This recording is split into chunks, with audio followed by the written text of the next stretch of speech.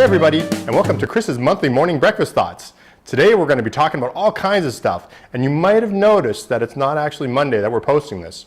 Normally we like to post it on the first Monday of every month, but as you know, yesterday was April Fool's Day, and I didn't really have any ideas for jokes or funny things to do for this video, so I thought I'm just going to post this on Tuesday instead and make sure that nobody is mistaken for thinking this is a silly video or something like that. So we're just going to be talking about regular news stuff, but the first thing we're going to talk about is my breakfast.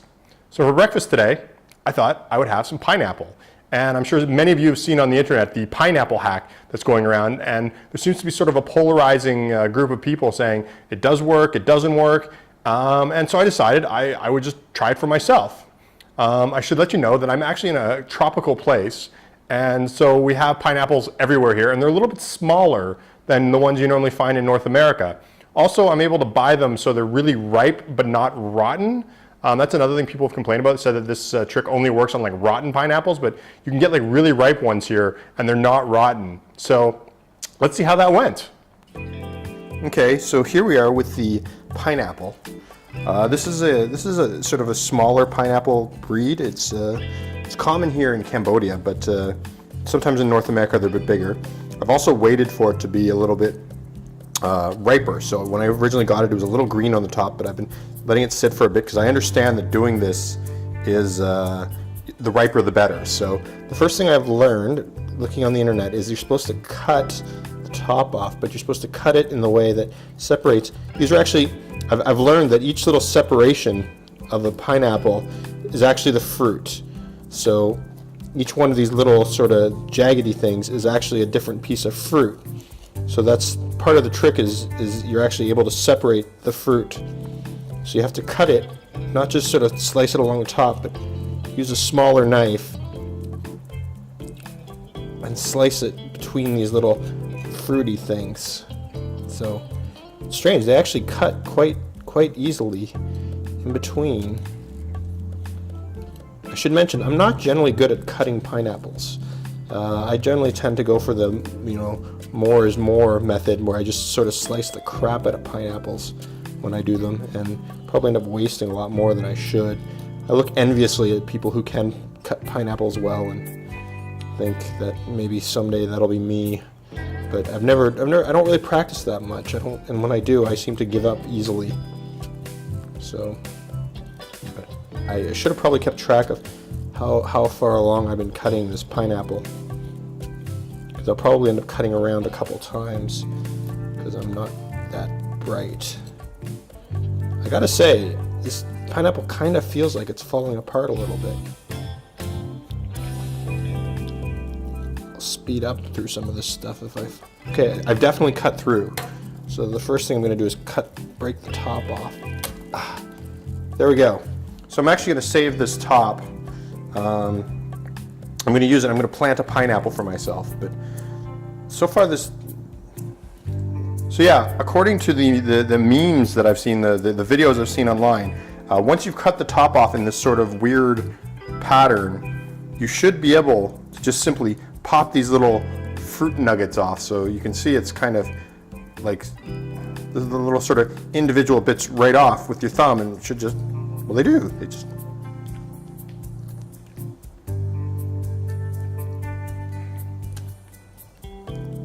And this is what you get.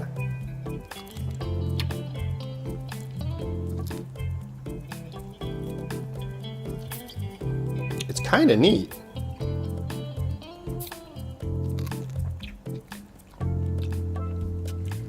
This is a super ripe pineapple.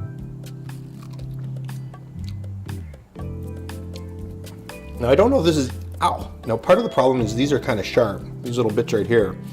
And so when you dig your thumb into them, it hurts a little bit. But in general, I would say I'm an incompetent person when it comes to cutting pineapples, and I think I've managed to actually do this properly.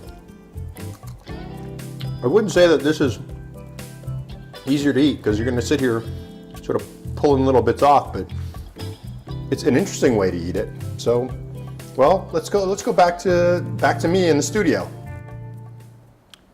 As you can see, it works.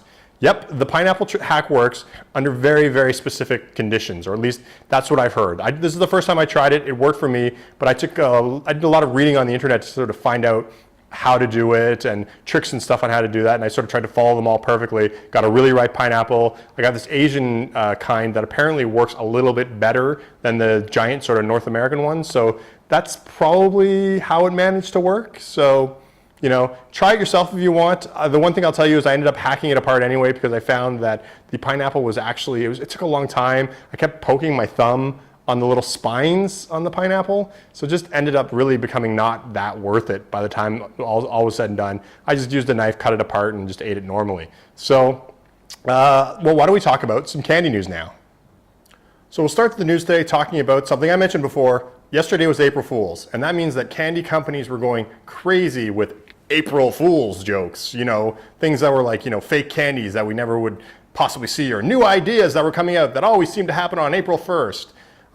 Personally, I'm getting a little bored of some of them, but I mean, there was a couple of kind of clever ones. One of them was Kit Kat was going on about coming out with a kind of Kit Kat tea. And it had like two little fingers of tea. It was kind of funny. Actually, to be honest, I would actually drink a Kit Kat tea, particularly if it had a bit of a Kit Kat-y flavor. So Kit Kat, come on, that's the April Fool's thing I want to see. The other thing I saw is Ritter Sport had a celery flavored Ritter Sport bar. Ritter Sport has been sort of coming up with these sort of like mock versions of their bars lately, and they've been really sort of pushing that as a humorous angle. Honestly, some of their humorous ones actually sound okay. The celery one does not sound that great, but I would probably try it at least once. So if you guys, Ritter Sport actually did decide to come out with a celery bar once, you're going to sell one for sure. So there's a whole bunch of other stuff. We reposted a few of the April Fool's stuff on our Twitter feed @CandyCritic, and so you can go back, check back, and just sort of see some of the retweets we did for some of these candy companies that are producing stuff. But there was so many of them. We just sort of picked some of the ones that interested us. The other thing in the news I want to talk about is Peeps is offering a tour of their factory, which is apparently really rare. I've never actually toured the Peeps factory. I've never had the opportunity. I've never actually been to Bethlehem, Pennsylvania, where Peeps is located. But apparently it's not a common thing, and I think that'd be kind of cool. Factory candy tours are always a lot of fun. They're always really fun to check out, and you know, if you get the chance, I highly recommend. Apparently it's for a good cause too, so it's like double the win, you know, good charity, and you might go to Peeps, and I'm sure you're going to get some samples. So definitely worth giving that a try. The other thing that was in the news this month is there was a Reese's pop-up shop that opened up in New York, and everybody was going nuts about it. It was part of their Reese Lovers promotion, which they're creating a peanut butter cup that has more peanut butter and one that has more chocolate. So there's a chocolate lovers and a peanut butter lovers. Strangely enough, a long time ago, it was quite a few years ago, they actually had a campaign like this before where they had peanut butter cups with more peanut butter and peanut butter cups with more chocolate. And it was sort of a competition thing, I think. So this isn't the first time Reese has done it. I think they've done it a little differently because the tops are a little bit different. But, you know, I guess it's an idea worth rehashing. I mean, what's your favorite part of the Reese's peanut butter cups? The peanut butter or the chocolate? Personally, my favorite part is the fact that they generally balance really well. So most of the time when they do these extra peanut butter, extra chocolate, I actually find I don't like them as much as the regular peanut butter cups.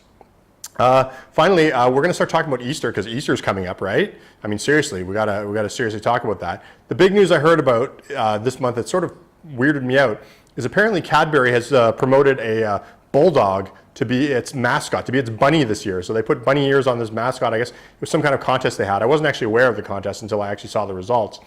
But apparently, you know, the clucking bunny that you see for Cadbury is going to be a dog this year with bunny ears.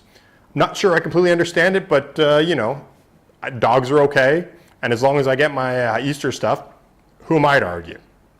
So why don't we talk a little bit about what's going on Candy Critic this month?